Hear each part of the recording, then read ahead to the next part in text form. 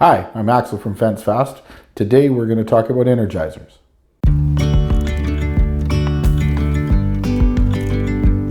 What size of energizer do you need? We have lots of good resources for that. On our website, we have like little charts that show animal type and acreage or distance of fence, and that'll kind of put you into a category. I usually say if you find a category, it's not a bad idea if you have in your budget to maybe go one size above.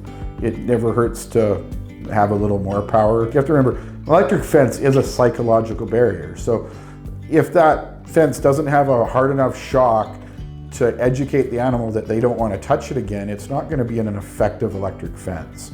So you always have to remember that something touches that, there should be a crack and a beller or reaction to that shock. If they're not getting that, they're not going to get a hard enough shock to really deter them from continuing to touch that wire. Other misconceptions sometimes people have too is they often think the bigger the animal, the harder it is to shock. Not necessarily true. Elephants are actually very easy to shock. They have big soft feet and they just have skin and they're quite easy to shock. Animals like sheep, goats, even deer, they have hard, small hooves. Sheep have wool, deer have insulated hair.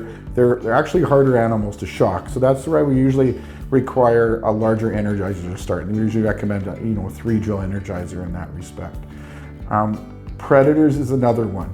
If I'm putting up my poultry netting or I'm trying to keep coyotes or wolves or dogs from coming in, I want to make sure that you shock those very hard at the first time.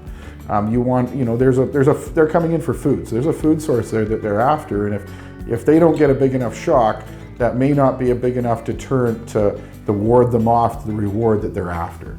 So it's always beneficial to make sure you have enough shock there.